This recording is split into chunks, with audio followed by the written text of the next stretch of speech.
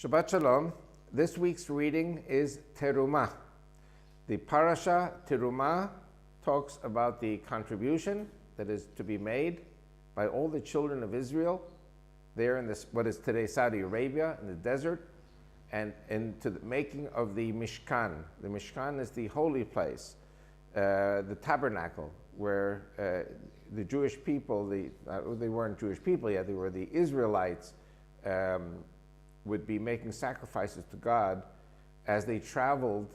Later we realized they traveled to like 52 different places during the 40 years in the desert. But here, this is a very, very exact list of how to make the tabernacle and what types of boards are needed, what types of covers, goat skins, gold, silver, all the different platelets that are necessary to hang up the curtains. I always used to think that Teruma was the most boring weekly reading of the entire Torah reading. As you may remember, in the last few weeks, we read about the 10 Commandments, we read about the crossing of the Red Sea, we read about the 10 plagues in Egypt, the miracles. This is a very, very tiring reading, exacting reading on the exact contributions that all the men and the women were to make in order to create the Holy Tabernacle. The reading actually is chapter 25 in Exodus, and I think one of the important things actually in chapter 25 is here we see the first mention of the menorah, the 7-branch candelabra that I'm sure all Jews and Christians who know anything about the Bible are very well aware of. The candelabra, which we see in the temple in Jerusalem, the candelabra that we see taken off to Rome by the Roman soldiers and appears clearly there on the Arch of Titus in Rome, 2,000-year proof of the menorah, 2,000-year proof of the veracity of the Bible. So that's 25. Chapter 26 is, how shall I say, controversial in my opinion, because in my discussions with many, many rabbis, and bless them, bless their hearts. These rabbis are good people. They believe in God and they believe in the Bible, but sometimes I think they might not understand what I think I understand, and that is that the Bible is a GPS. The Bible is written in a chronological manner. There is a debate amongst the rabbis over the last 2 millennia. Some who say that the Tanakh, the Old Testament, is not in chronological order. It has no chronological order, which I think is wrong. And then other rabbis, like Ramban, who said that yes, there is a chronological order, and the events very clearly lead from one to the next. This is not a chronological mess like the Quran is. The Quran of Islam is indeed not in any kind of order, any kind of chronological order. The Holy Torah is, and that's very important for all Jews and Christians who follow the Tanakh. So why do I say that the Torah is a GPS? The Mishkan, the tabernacle, was built in a rectangular manner, and obviously, if you have a rectangle, if you know geometry, you're going to have a certain direction for each side with 90 degrees difference between them. So it's very clearly described in chapter 26. We have to go, if you want to know exactly where. Chapter 26, verse 16. Chapter 26, verse 16 gives the length of the boards.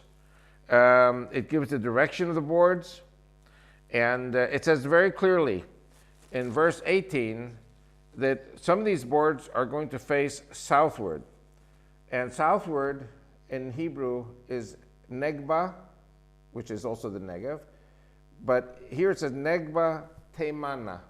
Teiman is Yemen. We will see in other readings in the future also the 4 sides. It does not say Negba, it just says Teimana. So it says Teimana, southward is one side, northward is another side, eastward is another side, And one of the interesting things which seals the GPS, in my opinion, is the fourth side faces Yama. Yama means facing the sea. In other words, Yemen is to our right, the sea is to our backs. So if you look here, I'm blocking it exactly, let me turn around here. So here you have, this is the Red Sea, this is Yemen. Here you have Yemen, you have the Red Sea, you have facing east and facing north. So Negba Timana is here. So the GPS is pointing very clearly to our being in Arabia. I find it astounding that to this day, the Muslims know that the Israelites were in Arabia for 38 years. The Christians know that we were in Arabia. And indeed, in chapter 4, Galatians, verse 25, it says Hagar and Mount Sinai, which are in Arabia. Mount Sinai is up here, very close to the Sinai desert of Egypt and Jordan, and actually very close to Aqaba Eilat. So here is I think you read through what is very boring details, it would seem, and the details actually are the GPS, which prove that we were in Arabia. So this is something I just wanted to share from this week's reading. Next week's reading will be also very important, very technical, very detailed, discusses the ephod, or the, well, we'll talk about that next week. You've heard of the pomegranate, the ivory pomegranates and the gold bells. We're going to read about that too. And all of this leads up to 2 weeks from now when we read Parashat Ki Tisa, where we read about the golden calf. And what I think here is very, very remarkable, and I want to forgive me, I want you to forgive me for what I'm about to say, but you know, in today's modern Judeo-Christian Western civilization thinking, we condemn the generation that left Egypt because of the golden calf. And we say, oh, these people backslid into idolatry. And what I want to share with you, and I'm going to do this very extensively with pictures in 2 weeks, is that the Israelites were pagans in Egypt. We had a certain lineage which had a certain revelation from God, but we were pagans and lived amongst pagans for 430 years in Egypt. And our pagan gods were the male and female cow and bull. And so what happened was when Moses didn't come down, I'm going to repeat this again in 2 weeks, the children of Israel have made all these contributions to build a holy place to God. And Moses disappears for 40 days and nights. Nobody knows even if he's still alive. And people have made this tabernacle to serve God, and they want to worship God.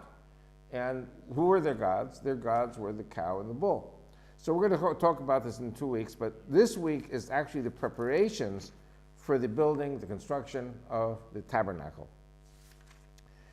What I want to do now is I want to talk about the reading from the prophets, the Haftorah, as we say in English, the Haftorah, which follows the Torah.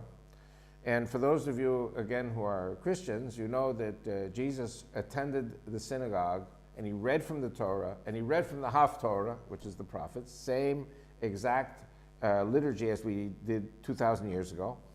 The Haftorah, the readings from the prophets were instituted by the rabbis during a time when the Romans made it illegal for us to read the Torah. So if you can't read the Torah, you look for parallel readings in the prophets, and after the law was rescinded and we could read again from the Torah, we continue reading not only from the Torah but also from the prophets, which is the Haftorah. So the Haftorah reading that we read on this weekend of Teruma, we read about King Solomon making a pact, an alliance with the king of Lebanon, Hiram, and they mobilized 30,000 Israelites to march up to Lebanon, of course, with the agreement of the king of Lebanon, Hiram, and they chopped down the cedars of Lebanon, not all of them, of course, but the cedar is a very strong, very straight wood,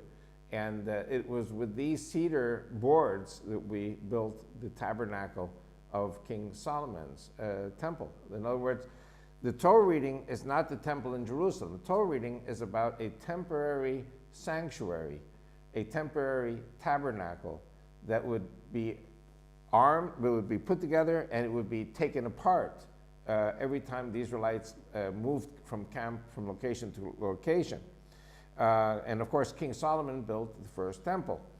And what we're going to do is, after this Torah reading for Shabbat, I'm going to do a political update on the Middle East, which will actually be a takeoff from the Torah reading and the Haftorah reading.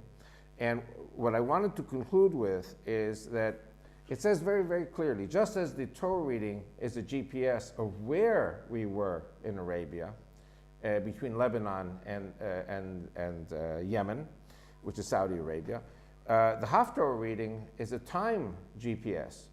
And it gives us exactly the timing that we were 430 years in Egypt. And that's when King David conquered. He was in Hebron for 30 years, and then he was in Jerusalem 13 years. And you put together the chronology. The Torah is a very accurate chronology. And King David, as you all know, First Chronicles says twice that he was not allowed to build the temple in Jerusalem because he was a man of the sword, a man of blood, and that King Solomon, his son, would build the temple. And so here we see an introduction as to how Solomon raises the money and the labor and the raw materials necessary for building the first temple. So in conclusion, and what I want to say in the political update is that the Muslims say there was never a temple, which is complete denial of fact and history, a form of super psychosis to deny the facts of history. So what I wanted to do is conclude by saying very simply that the Torah is the geographical GPS, and the Haftorah, prophets reading, is the chronological GPS at the heart of our history of the Jews and the Christians. Shabbat Shalom.